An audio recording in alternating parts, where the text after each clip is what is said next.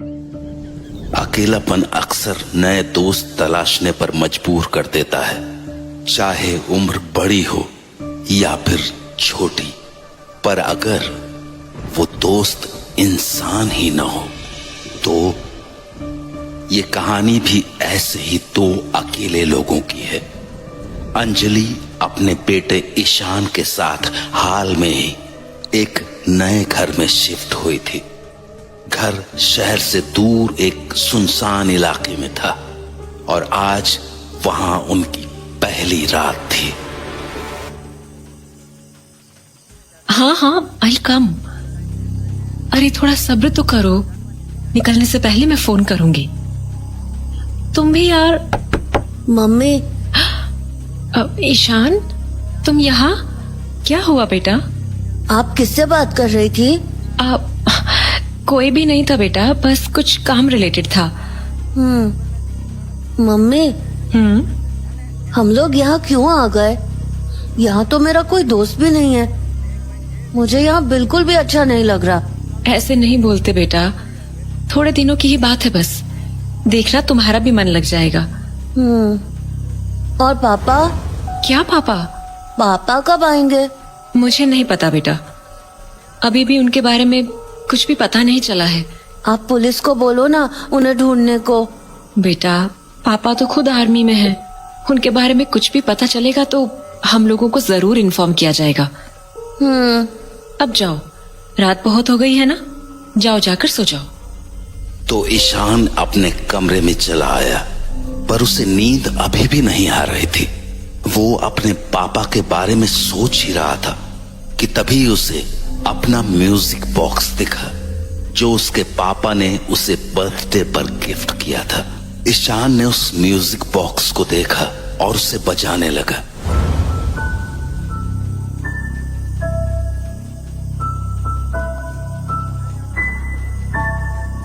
अभी ईशान उस music box को बजा ही रहा था कि तभी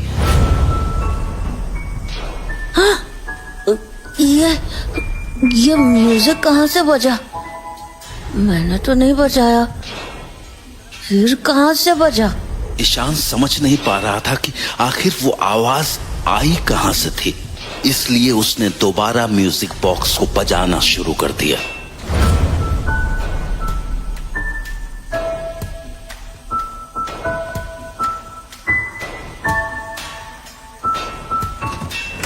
ईशान, हाँ? क्या कर रहे हो बेटा? ये कोई टाइम है म्यूजिक बॉक्स बजाने का? रात के 12 बज रहे हैं, मम्मी को भी सोना है ना। पर मम्मी, मैंने तो थोड़ा सा बजाया था, बाकी आवाज पता नहीं कहाँ से आ रही थी। ईशान प्लीज बेटा सो जाओ। पर मुझे पापा की याद आ रही है। अरे बेटा, आधी रात को म्यूजिक बॉक्स बजाने से पापा थोड़ी आ जाएंगे। और एक तो इस म्यूजिक बॉक्स के पीछे हाथ धोकर पड़े हो तुम। मना किया था ना इसे अपने साथ लाने से। ये टूट गया है बेटा, कब तक खेलोगे इससे? हाथों में कभी चुभ गया तो? नहीं, ये पापा ने दिया है, उनका गिफ्ट है। बेटा 4 साल के थे तुम तब, अब तुम्हारी इससे खेलने की उम्र थोड़ी ना है। एनीवे, प्लीज इसे बंद करके साइड रखो और सो जाओ। Okay, good night. उसके बाद ईशान म्यूजिक बॉक्स को साइड में रखकर एकटक उसे देखने लगा। पापा आप जल्दी आ जाओ, मेरा यहाँ बिल्कुल मन नहीं लग रहा। उस म्यूजिक बॉक्स को देखते हुए ईशान को पता ही नहीं चला कि कब वो गहरी नींद में सो गया। पर अगली सुबह जब उसकी नींद खुली तो उसे किसी के हंसने की आवाज सुनाई दी। वो आवाज अंजलि की थी, मानो वो किसी से हंसकर बातें कर रही हो। ईशान को लगा घर पर कोई आया है, तो वो अपने बेडरूम से निकलकर सामने वाले कमरे के पास चला गया। अंदर झांक कर देखा तो उसकी मम्मी किसी से फोन पर बातें कर रही थी, तो वो छुपकर उनकी बातें सुनने लगा। अच्छा, तुम भी ना कमाल हो, सुबह सुबह शुरू हो गए। और नहीं तो क्या। हाँ रात को देखती हूँ। हाँ नहीं, अभी तो वो सो रहा है, इट्स सेफ टू टॉक। अरे नहीं, उसे कुछ शक नहीं होगा, आई कैन हैंडल हिम। वैसे रात को तुम्हारे लिए कुछ लेकर आऊंगी। अरे अभी क्यों बताऊं? सरप्राइज है। हाँ ऑफ कोर्स। एक सेकेंड रुकना। हाँ शायद कोई कॉल आ रहा है। हेलो। हाँ अब भैया आप आ गए क्या? हाँ मैं आती हूँ। ईशान तुम कब उठे? बस अभी। अच्छा आप 1 मिनट रुकना। हाँ हेलो। हाँ भैया बस मैं 2 मिनट में आई। ईशान घर पे रहना, मैं बस 2 मिनट में आई। कहाँ जा रहे हो आप? बस आई। इससे पहले कि ईशान कुछ और सवाल कर पाता, अंजलि बाहर चली गई और ईशान उसके कमरे में जाकर बेड पर रखे लैपटॉप को देखने लगा। लैपटॉप पर एक ऑनलाइन शॉपिंग साइट खुली हुई थी। शर्ट? मम्मी ये शर्ट क्यों खरीद रही हैं?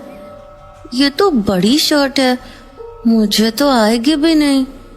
ईशान लैपटॉप को देख ही रहा था कि तभी अंजलि कमरे में एक पार्सल लेकर आई।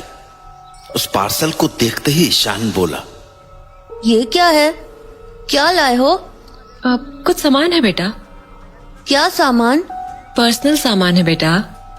अब चलो ब्रेकफास्ट बना दूं तुम्हारा। तो उसके बाद अंजलि ने पार्सल बेड पर रखा और ईशान को लेकर कमरे से बाहर चली आई। ईशान पूरे दिन उसी पार्सल के बारे में सोचता रहा और शाम को जब अंजलि खाना बना रही थी तो वो चुपके से उसके कमरे में चला गया। कमरे में जाते ही ईशान के होश उड़ गए क्योंकि बिस्तर पर वो ही शर्ट पड़ी थी, वो ही जो उसने अंजलि के लैपटॉप पर देखी थी। अरे ये तो वही शर्ट है जो सुबह मम्मी के लैपटॉप पे थी। और मम्मी ने ये शर्ट क्यों मंगाई है? पूछूं क्या? नहीं, फिर मम्मी गुस्सा करेंगी। तो ईशान कमरे के बाहर हॉल में आकर बैठ गया। उसके मन में अब भी वो ही शर्ट घूम रही थी। वो समझ नहीं पा रहा था कि आखिर उसकी मम्मी ने उससे झूठ क्यों बोला और वो शर्ट आखिर उन्होंने किसके लिए खरीदी थी। कहीं वो शर्ट उसके पापा के लिए तो नहीं थी, कहीं उसके पापा घर तो नहीं आने वाले थे। ईशान ये बातें सोच ही रहा था कि तभी कुछ अजीब हुआ। उसे कहीं से वो ही म्यूजिक बॉक्स वाली धुन सुनाई देने लगी। ईशान चौंक गया क्योंकि म्यूजिक बॉक्स तो उसके सामने ही रखा था और उसने उसे बजाया भी नहीं था। फिर वो धुन आखिर आ कहां से रही थी? ईशान ने अपने दाएं बाएं देखा पर फिर भी वो समझ नहीं पाया कि आखिर वो आवाज आ कहां से रही थी। तो वो कुर्सी से उठा और अपने कमरे की ओर जाने लगा। उसे लगा वो आवाज वहीं से आ रही होगी क्योंकि कल रात भी उसने वो धुन वहीं सुनी थी। पर तभी एकदम से वो धुन की आवाज मानो बदल सी गई, मानो वो धुन उसके कमरे से नहीं बल्कि सामने स्टोर रूम से आ रही हो। तो ईशान धीरे धीरे उस स्टोर रूम के दरवाजे के पास पहुंच गया, पर जैसे ही उसने कुंडी खोलने की सोची। ईशान स्टोर रूम के पास क्या कर रहे हो बेटा? वहां बहुत गंदगी है, वहां मत जाओ। और चलो मैंने खाना लगा दिया है, आके खाना खा लो। ईशान ने अपनी मम्मी की बात तो सुनी पर वो अपनी सोच में इतना डूबा हुआ था कि वो अपनी जगह से हिला तक नहीं। तभी अंजलि ने उसे दोबारा आवाज लगाई, ईशान आ जाओ बेटा, खाना ठंडा हो जाएगा। क्या कर रहे हो वहां? वो मम्मी वो कम ना ईशान, मुझे बाहर भी जाना है। हाँ बाहर? कहाँ जा रहे हो आप? थोड़ा काम है बेटा, बस 1 घंटे में आ जाऊंगी मैं। Now come quickly I need. चलो। तो अपनी मम्मी की बात मानकर ईशान खाना खाने बैठ गया, पर उसके दिमाग में अभी भी यही बात चल रही थी कि आखिर वो म्यूजिक बॉक्स की धुन स्टोर रूम से कैसे आ रही थी। अभी ईशान ने अपना खाना खत्म ही किया था कि अंजलि एक बैग लिए घर से बाहर निकलने लगी। ईशान मैं आती हूँ, ओके? डरना मत, मैं जल्दी आ जाऊंगी, ओके? आप कहाँ जा रहे हो? कुछ काम है बेटा, मैं बस थोड़ी देर में आ जाऊंगी। फाइन। अंजलि के जाने के बाद ईशान दोबारा उसी स्टोर रूम के पास जाने लगा जहां से उसे म्यूजिक की आवाज आ रही थी। तभी उसकी नजर अंजलि के कमरे की तरफ पड़ी जहां उसका लैपटॉप अब भी वैसा ही पड़ा हुआ था, पर वो शर्ट वहां से गायब हो चुकी थी। ईशान छोटा तो था, पर अब बहुत सी बातें समझने लगा था। उसे ये समझते बिल्कुल देर नहीं लगी कि उसकी मम्मी वो शर्ट अपने साथ ले गई हैं, क्योंकि उसने मम्मी को सुबह किसी से कहते हुए सुना था कि बस रात को तुम्हारे लिए कुछ लेकर आऊंगी।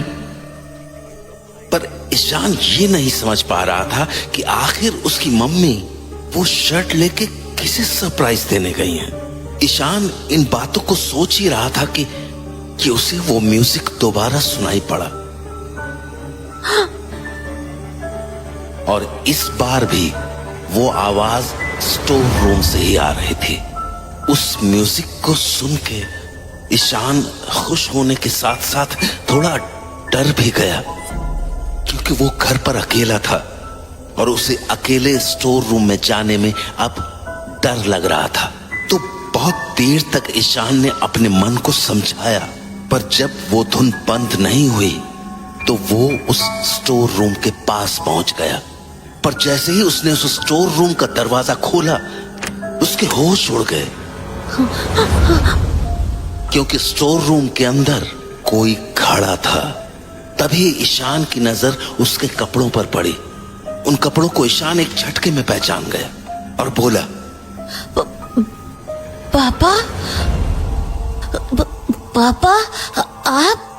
पर इससे पहले कि ईशान कुछ और कह पाता, उसे अपने पीछे से अपनी मम्मी की आवाज सुनाई पड़ी। ईशान, हाँ, तुम फिर से स्टोर रूम के पास चले गए? मैंने मना किया था ना। चलो दरवाजा बंद करो और यहाँ आओ। पर मम्मी यहाँ। पर जैसे ही ईशान पलटा, स्टोर रूम में अब कोई नहीं था। हाँ, अरे ये क्या हुआ? अभी तो यहीं। ईशान क्या बोल रहे हो? यहाँ आने को बोला ना मैंने। पर मम्मी अभी यहाँ पर पापा थे। क्या? हाँ मम्मी, अभी वो स्टोर रूम में थे, मैंने देखा। ईशान क्या बोल रहे हो? मम्मी सच्ची, वो म्यूजिक बॉक्स की आवाज दोबारा आई थी। ओह गॉड ईशान, स्टोर रूम से। और जब मैंने दरवाजा खोला तो यहाँ पापा खड़े थे। ईशान बेटा, सेम वो आर्मी वाला ड्रेस में। इनफ ईशान, ये क्या बोले जा रहे हो तुम? मम्मी सच्ची मैंने देखा था पापा को। Ishan that's just not possible, okay? मम्मी पर मैंने देखा। ईशान लिसन टू मी, मैंने कहा ना इट इज नॉट पॉसिबल। तुम्हारे पापा यहाँ हो ही नहीं सकते, समझे ना? Now close the store room और दोबारा मत खोलना वो दरवाजा। मम्मी की डांट के बाद ईशान कुछ नहीं बोला। उसने स्टोर रूम का दरवाजा बंद किया और अपने कमरे में चला गया। ईशान कमरे में चला तो आया था, पर उसका सारा ध्यान स्टोर रूम पर ही था, क्योंकि उसे भरोसा था कि स्टोर रूम के अंदर उसने अपने पापा को ही देखा था। इसलिए वो कमरे में बैठा बैठा अपनी मम्मी के सोने का इंतजार कर रहा था, ताकि वो दोबारा स्टोर रूम में जा सके। पर इंतजार लंबा था, इसलिए समय काटने के लिए वो अपने टैबलेट पर एक वेब सीरीज देखने लगा, जिसका नाम था माय हीरो। पापा, आप मेरे साथ कब खेलोगे? I miss you. मैं भी तुम्हारे साथ खेलना चाहता हूँ बेटा, पर शायद अब मैं तुम्हारे साथ कभी नहीं खेल पाऊंगा। तुम्हारी मम्मी कहाँ है? बुलाओ ना उन्हें, मेरे पास अब ज्यादा वक्त नहीं बचा है। मम्मी तो बाहर गई हैं आपके लिए दवाइयाँ लाने। दवाइयाँ? सारी दवाइयाँ तो सामने पड़ी है। फिर तुम्हारी मम्मी कौन सी दवाई लेने गई है? मेरे पास वैसे भी बहुत बहुत कम वक्त बचा है। पापा, आप ऐसे मत बोलो प्लीज। मैं तुम्हारे साथ हमेशा रहूंगा, मरने के बाद भी।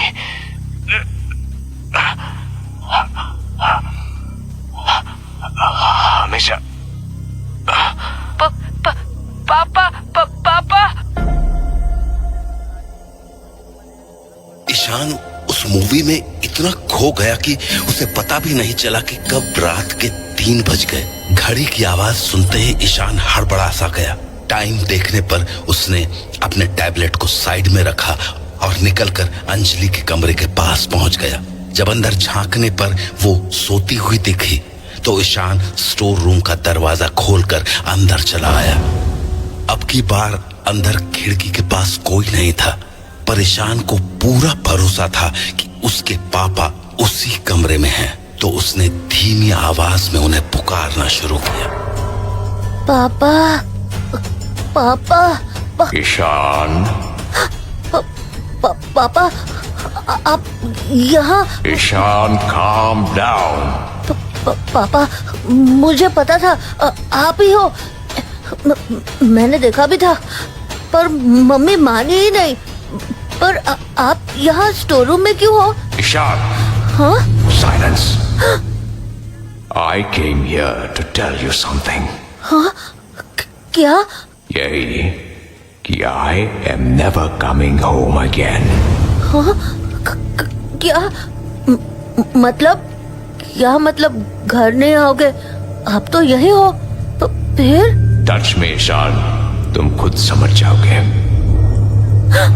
हाँ? ये क्या हुआ? पापा, आपको क्या हुआ? मैं आपको छू क्यों नहीं पा रहा हूँ? क्योंकि I am dead, Ishan, dead. हाँ? क्या? It's true, Ishan. I am dead. पर Don't worry, मैं तुमसे ये बात नहीं छुपाऊंगा. Not like your mother. क्या मम्मी को पता है कि आप तो मम्मी ने मुझे क्यों नहीं बताया? अंजलि ने तुमसे बहुत कुछ छुपाया है Ishan. But if you look carefully, you might find it all. Ishan को स्टोर रूम से निकलते निकलते सुबह हो गई। अब वो अपने कमरे में बैठा मम्मी के जागने का इंतजार करने लगा। ईशान को उनसे ढेर सारे सवाल करने थे, इसलिए वो ये सब सोच ही रहा था कि उसकी नजर अपने टैबलेट पर पड़ी, जिस पर अब भी वो वेब सीरीज पॉज्ड पड़ी थी। हेलो, तुमने फिर फोन कर दिया? कितनी बार कहा है डायरेक्ट फोन मत किया करो। मेरा पति मरने वाला है, मरा नहीं है। At least let him die for God sake. और ये मेरे घर के आसपास आना बंद कर दो। मुझे बार बार रोहन को ये बोल के आना पड़ता है कि मैं उसके पापा के लिए दवाई लेने जा रही हूँ। हाँ ठीक है, पता है हाउ मच यू मिस मी। वैसे भी आजकल में मेरा पति मर ही जाएगा, तो इंश्योरेंस का सारा पैसा हमारा। उसके बाद वी कैन स्टे टुगेदर। तब तक नहीं करना होगा तुम्हें मुझे मिस। हाँ, क्या मतलब रोहन का? क्या यार, देखते हैं ना, अगर ज्यादा प्रॉब्लम करेगा तो वी विल लीव हिम यहाँ। वैसे भी उसे अपने बाप और इस घर से कुछ ज्यादा ही प्यार है। अच्छा चलो, आई हैंग अप नाउ।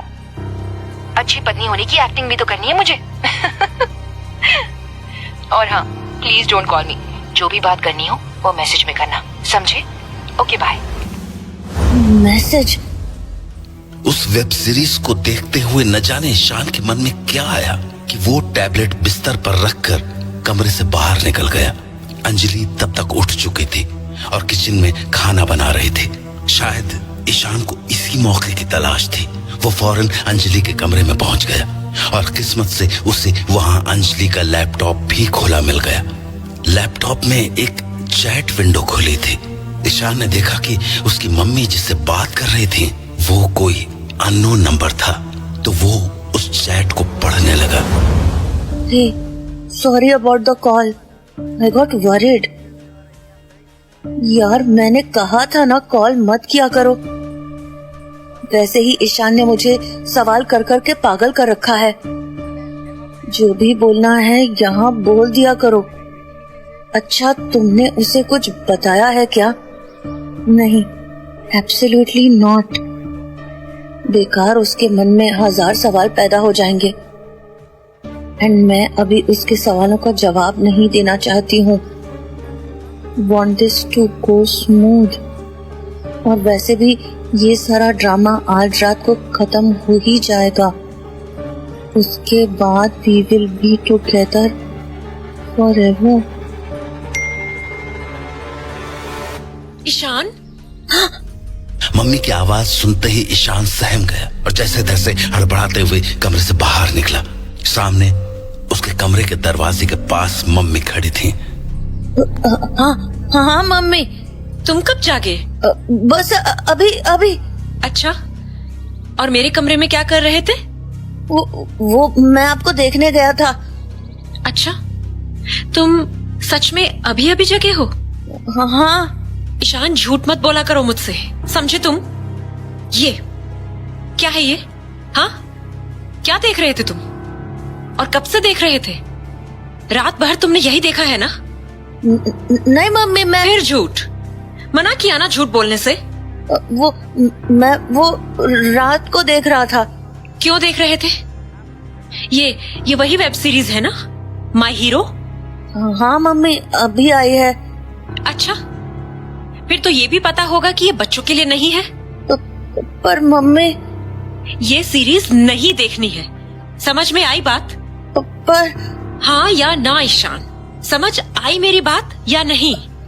हाँ। अब सुनो, मैं शाम को कहीं जाऊंगी, so you better behave properly while I am gone, okay? ना घर के स्टोर रूम्स वगैरह में घूमना है और ना ही ये सब वेब सीरीज देखनी है। Got it? ट्राई करना कुछ पढ़ाई कर लो, क्योंकि आज रात के बाद वैसे भी हाँ, मतलब आज रात को सब पता चल जाएगा। अब चलो ब्रेकफास्ट कर लो। मम्मी की बातों से ईशान का शक और भी बढ़ चुका था, इसलिए शाम को जैसे ही अंजलि बाहर गई, ईशान फौरन स्टोर रूम में चला आया। पापा। Ishan, what happened? पापा, वो मम्मी बहुत गंदी है। वो अच्छी नहीं है, वो बिल्कुल अच्छी नहीं है। और आज ना वो कुछ करने वाली है। What do you mean? मुझे नहीं पता, पर वो बोल रही थी कि आज के बाद मुझे पढ़ने का भी मौका नहीं मिलेगा। पापा, वो मुझे घर से निकाल देंगी। वो उनके फ्रेंड को लेकर आ जाएंगी और मुझे यहाँ से निकाल देंगी। I know, Ishan. Why do you think I am dead? Anjali ने मेरे साथ भी यही किया था। हाँ, क्या किया मम्मी ने आपके साथ? हाँ? I know about that friend, Ishan. I knew all about that affair of hers. But when I tried to stop her, she killed me. हाँ? आपको मम्मी ने मारा है? Yes, ईशान. मुझे अंजलि और उसके फ्रेंड ने ही मारा है। क्या मतलब आप मिसिंग नहीं थे? आपको मम्मी ने मार डाला? Yes. इसलिए कल मम्मी मुझे बार बार ये बोल रही थी कि आप यहाँ हो ही नहीं सकते। Yes. Stop crying, Ishan. You are not a kid anymore. पर जब मम्मी आएंगी तो मैं क्या करूँगा? वही जो एक सोल्जर को करना चाहिए। You have to fight and you have to win. Do you understand? Don't forget, Ishan, what she did to me. You have to win, or else you will be dead like me as well. Do you understand? तो Ishan store room से बाहर चला गया और कुछ ही देर में अंजलि घर वापस आ गई। पापा, मम्मी आ गई। Don't worry, बेटा, मैं हूं ना। Be brave. अभी ईशान ने खुद को संभाला ही था कि अंजलि घर का दरवाजा खोलने लगी। वो दरवाजा खोलकर अंदर आ ही रही थी कि ईशान को उसके हाथों में एक चाकू सा दिखा और उसने जोर से उसके हाथ पर अपना हाथ दे मारा, जिससे वो चाकू जमीन पर गिर गया और ईशान ने दरवाजे को जोर से बंद कर दिया। ईशान, ये क्या कर रहे हो? पागल हो गए हो क्या? दरवाजा क्यों बंद कर दिया? नहीं, मैं नहीं खोलूंगा। आप बहुत गंदी हो, आप बहुत गंदी हो। ईशान, क्या बोल रहे हो? दरवाजा खोलो। नहीं नहीं नहीं खोलूंगा। आपने पापा को मार डाला, अब आप मुझे मारने आए हो। नहीं खोलूंगा। Ishan, what nonsense! ये तुम क्या बोल रहे हो? पागल हो गए हो क्या? Just open the dam door now. नहीं खोलूंगा, मैं नहीं खोलूंगा। ईशान, मैंने कहा दरवाजा खोलो। Well done, Ishan. Ishan, Don't back down. Be brave, Ishan. Be brave. Ishan, open the door Ishan. नहीं, Remember, she killed me. She killed your father. वो तो तुम्हें भी मारने वाली है, Ishan. What the hell Ishan, दरवाजा खोलो। नहीं खोलूंगा। Yes, Ishan. Be brave. उठाओ इस चाकू को। Be brave, Ishan. You know it. You know she deserves it. Ishan, open the door right now. She deserves to die, Ishan. Ishan, Kill her, Ishan. Kill her. Kill her. God damn it, तुम ही कुछ करो please. Ishan, Ishan बेटा, पापा, पापा तो यहाँ कहाँ गए? ईशान बेटा, क्या हुआ बच्चे? दरवाजा खोलो ना। ईशान को कुछ समझ नहीं आ रहा था। पापा की उस आवाज ने उसे हिला कर रख दिया था। तो ईशान ने वो दरवाजा खोल दिया और सामने का नजारा देखकर उसके होश उड़ गए, क्योंकि सामने उसके पापा खड़े थे, उसी शर्ट में जो उसने मम्मी को बैग में ले जाते हुए देखा था। पापा के ठीक बगल में अंजलि खड़ी थी, जिसके हाथ में एक केक था जिस पर वेलकम होम पापा लिखा था। पापा, आप तो मर गए थे ना? What? क्या बोल रहे हो ईशान? मैं तो सामने खड़ा हूं तुम्हारे। तो फिर वो ये क्या हुआ? अगर ईशान के पापा जिंदा थे तो वो कौन था जिससे ईशान बातें किया करता था? ईशान के माता पिता इसी सवाल का जवाब जानने के लिए एक साइकियाट्रिस्ट के पास पहुंचे। सो मिस्टर विशाल, आप मिलिट्री में हैं। Yes doctor. पिछले कुछ महीनों से कहाँ थे आप? मैं एक सीक्रेट मिशन के लिए अंडरग्राउंड हो रखा था। और ये बात आपकी वाइफ जानती थी, राइट? यस डॉक्टर, बस ईशान नहीं जानता था। सो मिस अंजलि, ईशान ने तो आपसे काफी बार पूछा होगा अपने पापा के बारे में। क्या बोलती थी इसे आप? यही कि मुझे नहीं पता। और इस पे ईशान का क्या रिएक्शन होता था? मोस्ट ऑफ द टाइम वो बस यही कहता था कि हमें पुलिस के पास जाना चाहिए, पापा की मिसिंग रिपोर्ट लिखानी चाहिए। तो फिर आप क्या कहती थी उससे? क्या कहूंगी, इसका ध्यान डिस्ट्रैक्ट करने की कोशिश करती थी, क्योंकि there was no other option. मैं इसे चाहकर भी ऐसे सीक्रेट मिशंस के बारे में नहीं बता सकती थी। आई सी। देखिए, प्रॉब्लम यहीं से शुरू हुई है। मैं समझी नहीं। मिस अंजलि, ईशान की उम्र में बच्चों की क्यूरियोसिटी बहुत ज्यादा होती है। उनको हर छोटी बड़ी बात के पीछे का रीजन जानना होता है। जब इसे पापा के बारे में आपसे कोई क्लियर आंसर नहीं मिला, तो इसने अपने आप रीजंस ढूंढना शुरू कर दिए। ये सोचने लगा कि आप उससे कुछ छुपा रही हैं। बट मेरे पास और कोई ऑप्शन भी तो नहीं था डॉक्टर। मिस अंजलि, मैं मानती हूँ कि हर बात बच्चों को नहीं बताई जा सकती, लेकिन उन्हें अंधेरे में रखना भी ठीक नहीं होता है। अगर आप सिर्फ इतना कह देती कि पापा ठीक हैं, बस कुछ दिनों में वापस आ जाएंगे, तो ईशान के मन में ऐसे सवाल नहीं उठते। ईशान को बस एक अश्योरेंस चाहिए था, जो अनफॉर्चुनेटली उसे नहीं मिल पाया। आई अंडरस्टैंड डॉक्टर, पर डॉक्टर एक बात समझ नहीं आई, ईशान ने ऐसा क्यों सोचा कि उसके पापा मर चुके हैं? आई कैन अंडरस्टैंड उसका मुझसे नाराज होना, लेकिन इतना एक्सट्रीम सोच लेना। आपका सवाल वैलिड है miss Anjali, don't worry, I am getting there. लेकिन पहले ये बताइए, क्या ईशान किसी से बात करता था? कोई फ्रेंड या रिलेटिव? नहीं डॉक्टर, हम दोनों काफी आइसोलेटेड जगह पे थे, सिक्योरिटी रीजंस की वजह से। वहाँ मेरे और ईशान के अलावा कोई नहीं था। और क्या आप इसके साथ इनफ टाइम स्पेंड कर पाती थी? टू बी ऑनेस्ट डॉक्टर, हम लोग हाल ही में उस घर में शिफ्ट हुए थे, तो अब मैं भी धीरे धीरे ही चीजों को समझ रही थी। ऊपर से विशाल के सीक्रेट मिशन वाले सिनेरियो में मैं थोड़ी बिजी भी हो गई थी, सो ईशान को प्रॉपरली टाइम नहीं दे पा रही थी। ओके, तो फिर ईशान बात किससे करता था? I mean, there has to be something और सम प्लेस ना, जहाँ ईशान अपना टाइम स्पेंड करता होगा। Well, most of the time तो ये अपने उस म्यूजिक बॉक्स को बजाता रहता था जो जो उसे विशाल ने गिफ्ट किया था। उसके अलावा तो हाँ, ये एक वेब सीरीज देखता था, माई हीरो करके। My hero? Sorry, I am not familiar with it. क्या स्टोरी है उसकी? आई थिंक एक बच्चे की कहानी है। अपेरेंटली उसकी मम्मी का अफेयर चल रहा होता है and she ends up killing her husband. There you go. So you mean Ishan को लगा कि मैंने विशाल को मार दिया है? Oh God. Worse miss Anjali, worse. Ishan उस वेब सीरीज में इतना खो गया कि उसी को अपना सच मानने लगा। उसने खुद को उस बच्चे की जगह रख लिया और सोचने लगा कि जो उस कहानी में हुआ वही उसके साथ भी हो रहा है।